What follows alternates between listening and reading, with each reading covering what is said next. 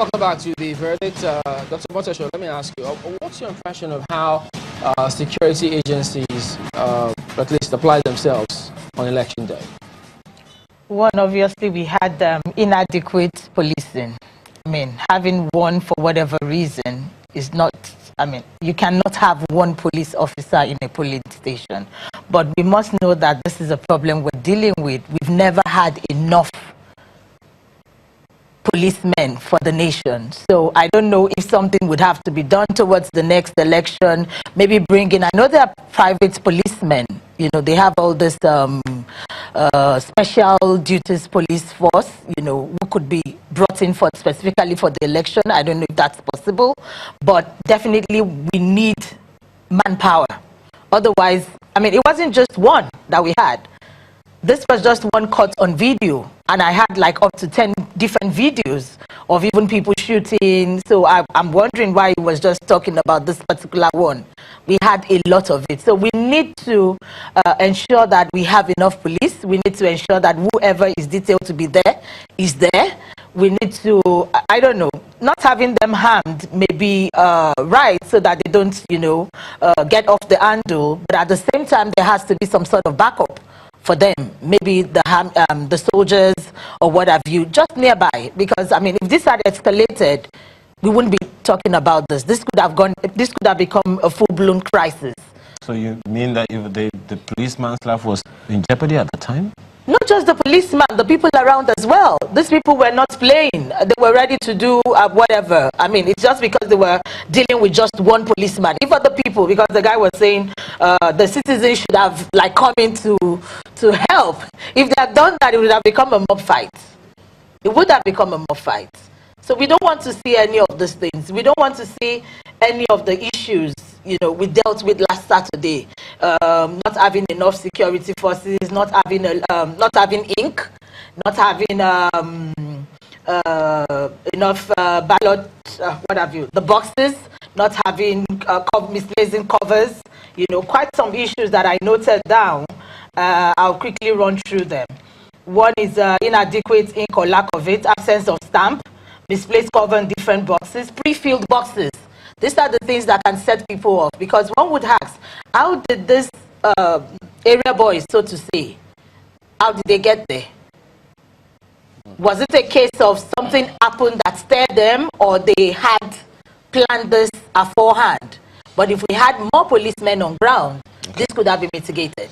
All right, Samson, what kind of consideration did you give to how security agencies or operatives apply themselves on the day?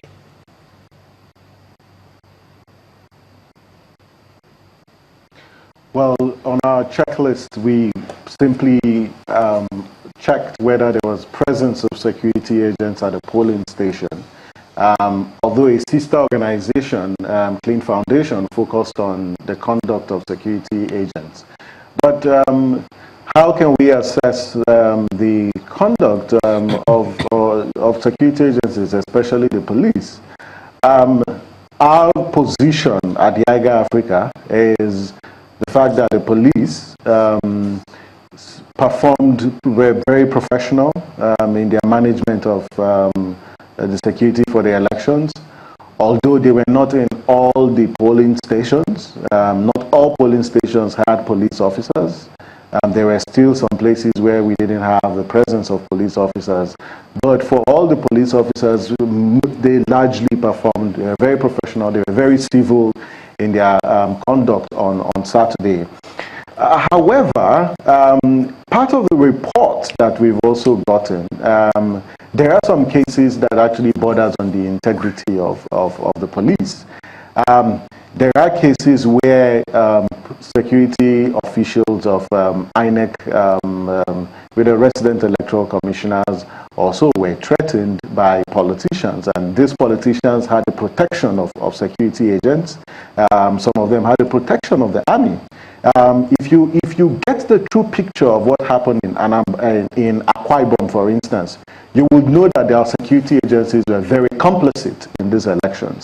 And that's something we would not sweep under the carpet. We will continue to demand accountability from our security agencies, because they owe us, is their constitutional responsibility to protect all citizens and not become oppressors of those who they are meant to protect. And so it's important to register that. Thirdly, at some point on Saturday, it looked like the police were not necessarily in charge of the management of the security for elections. And in the whole Interagency Committee on Election Security, when it comes to election security management, yes, the Electoral Act vests INEC with the power of requisition and deployment, but the IG of police is also in charge of security.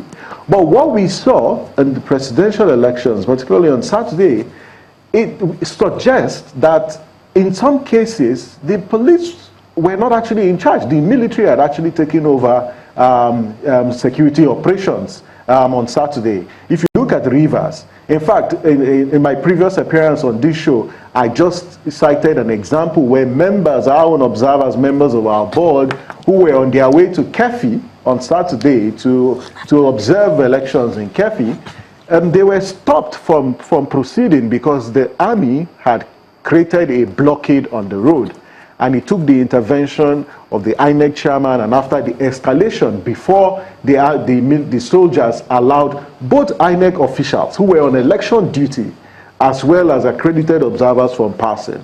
Look at the whole allegations in what's happening in Rivers between the governor and the army, and you just wonder whether we should be at that point where the army will be making statements in relation to electoral politics for an election that is purely a civil affair.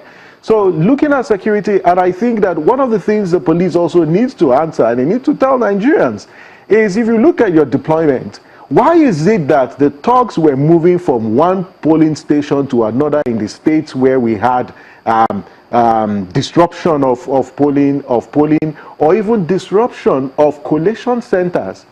The assurances we got before the elections was that collation centers, and most of them served as the racks, were going to be protected by security agents.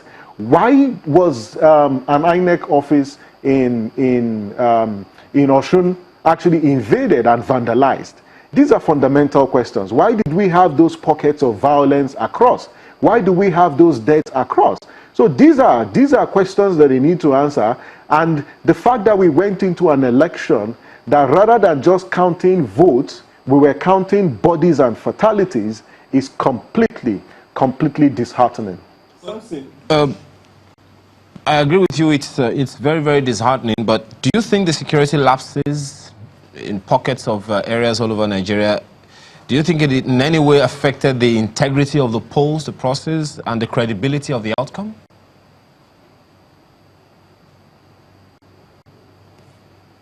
Well, it may not necessarily affect the overall credibility of the outcome, but it affects the conduct of elections in those particular places.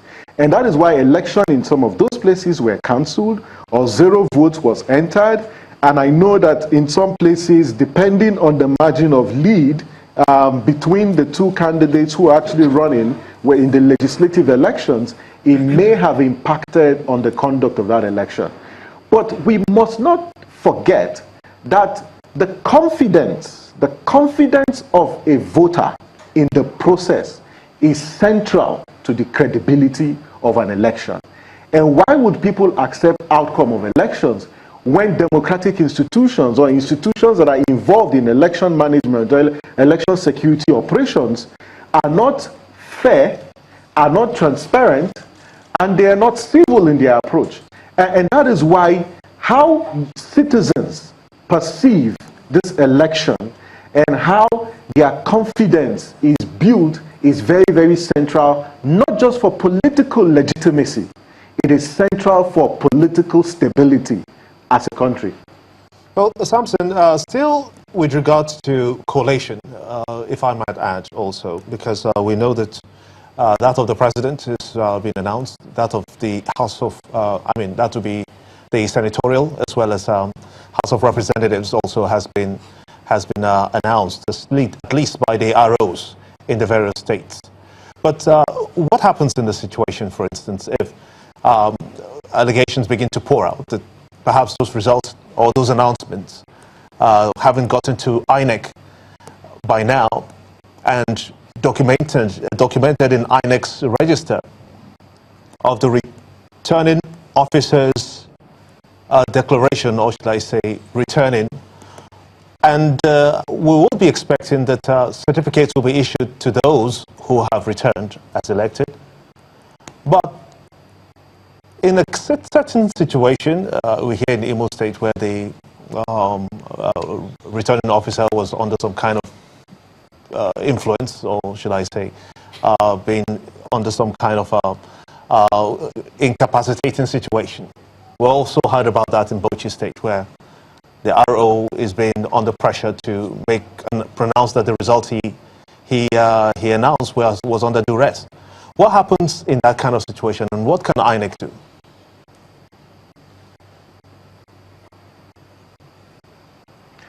You know, one of the things that fascinates me as a citizen of this country is the speed at which our politicians devise means and their shenanigans just to subvert the process. It's quite disturbing, and that is why that if we must fix politics, then the people who are players in our political space really need to rethink and rejig their thought process and how they conceptualize what politics and leadership is. I think it's very, very important, because it makes no sense to me why at gunpoint a politician would threaten a returning or a coalition officer to declare him as a winner or declare her as a winner if it's not desperation of power and the level of impunity. And so it's totally unacceptable. INEC has a critical role to play. The chairman of INEC declared the APC candidate winner early this morning, about 4:30 or so this morning. And he said by 2 p.m. today, the certificate of return will be issued to the president-elect. We expect that this will be replicated. He has set a precedent, and this should be replicated across the country. Where candidates have won their elections, INEC should not waste any time to issue their certificate of return, if and only if those individuals were duly elected and duly returned as winners through a free, fair, and credible process. Now, if the guidelines is clear, and this is a procedure, where a coalition officer or a presiding officer was forced or under duress to make returns, the particular INEC official is expected to make a report. Now, once that report is made and it is verified, then the commission takes a decision. The commission cannot take a decision just because an individual claims that he was threatened or he was under duress, because anyone can actually do that. There has to be evidence, and the commission needs to be convinced. And where there is evidence and that report exists, it is important that INEC cancels that particular result from that polling station. But in another case where, and for me, I think that we have to be very, very careful, because our politicians may start, pressurizing returning officers who already returned duly conducted elections and results, and ask them to come out and say, oh, they declared this under duress. I think that's not sufficient. They must file the report. They must also show evidence that there's actually threat and there was duress to enable the commission to take action. But the commission has a role to play. If you've declared someone a winner and returned him or her as duly elected in compliance with the guidelines, the Electoral Act and the Constitution, then you waste no further time by issuing them their certificate of return. Where the commission intentionally delays issuance of certificate of return, then it will begin to raise doubts on the part of stakeholders, and its impartiality and credibility and transparency will be called to question.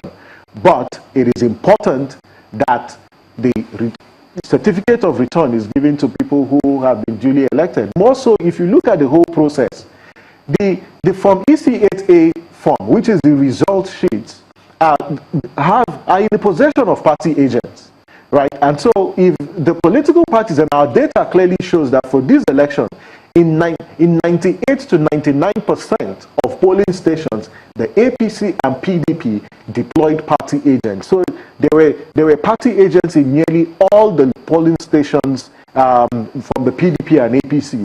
And they have copies, and they should have copies of this result, and they can clearly show that they won or they lost at the polling station, because that is evidence that should be provided. But INEC has got a huge, and we expect that the commission would respond to the Imo case, where both the REC and the collation officer alleged that they were threatened at gunpoint by one of the candidates to declare them a winner. If that indeed happened, then the commission should waste no further time to actually cancel that election, even if the Electoral Act says that once a declaration is made. And my understanding of the provision of the law is, if a declaration is made without any form of duress, and it's a reflection of the vote cast, but you cannot declare results that have been falsified, because it's also against the provisions of the law. Thank you, Mr. Itodo. Professor Ogunsakin, we understand that, of course, the police is the lead security agency, and the military, one of the agencies involved in the interagency committee on election security. They were also very prominent, but it would seem like other agencies were not so prominent. What happened?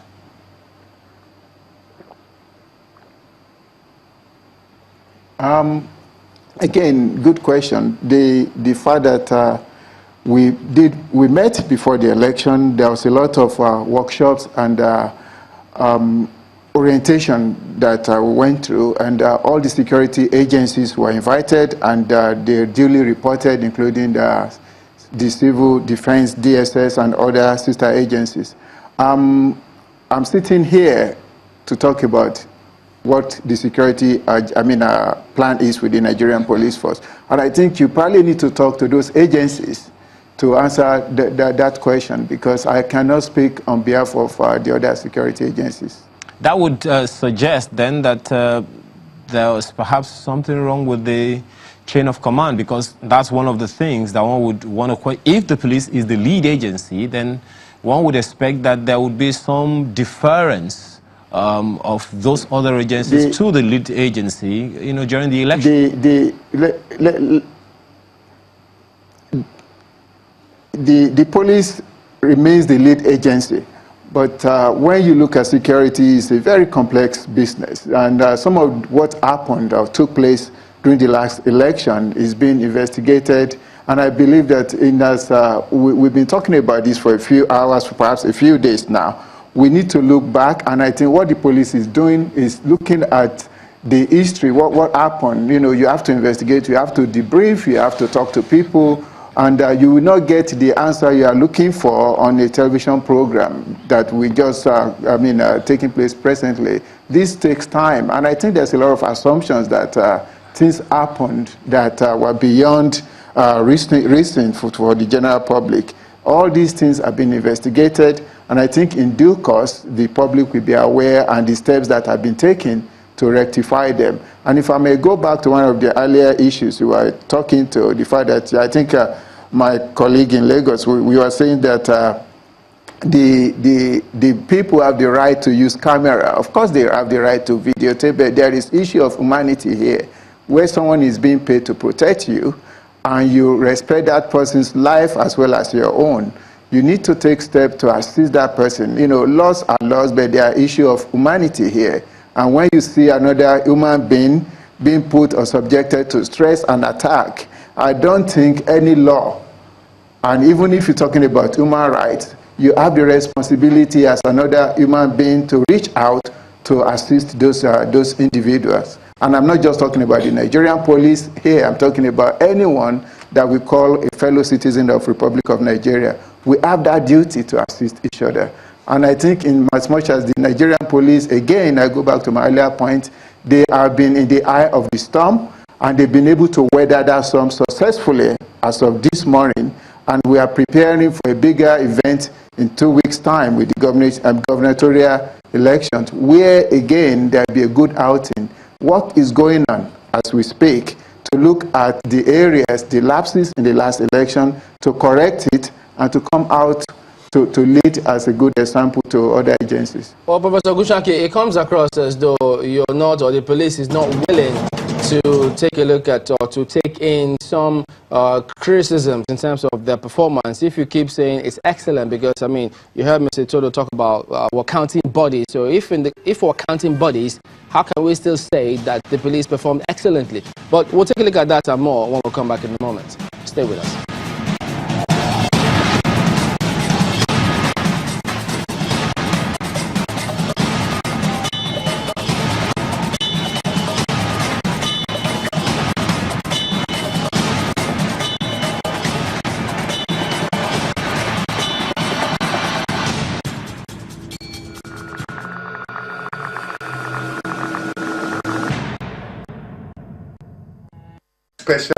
Special thanks to Channels TV.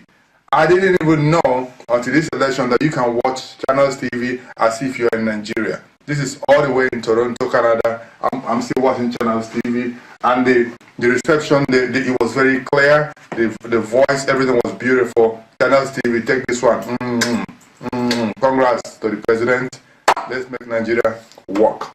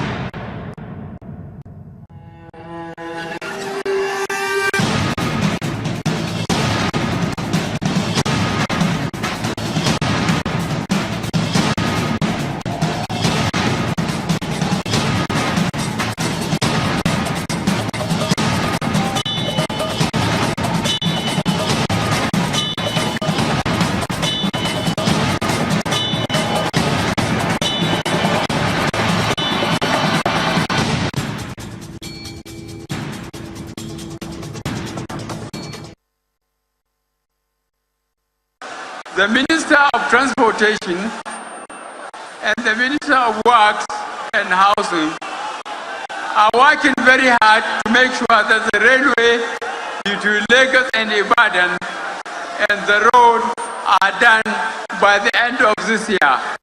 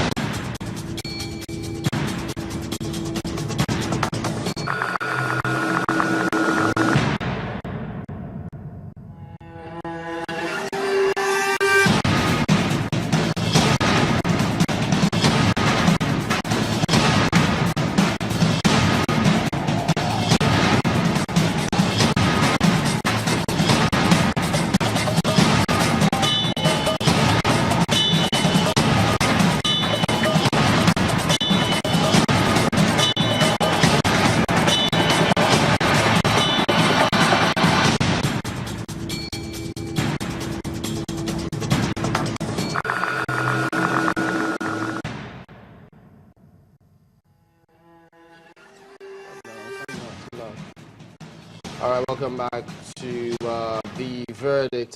Samson, let me read this to you. It's coming from Alliance for the Defense of Democracy. Part of what they raised or observed in the collation, as it were, was that they say in Nasarawa State, for instance, there is a clear discrepancy in the presidential result announced by Professor Azubike as stated below. Registered voters 1,401,895, accredited voters 489,482, valid votes 580,778, rejected votes 18,621, and total vote cast 599,399. And then the scores of APC is 289,903, the PDP 283,847. And then they say if you look at the APC and PDP votes alone, if you add that, it gives you 573,750. So they ask, how come the total votes cast is higher than the total number of accredited voters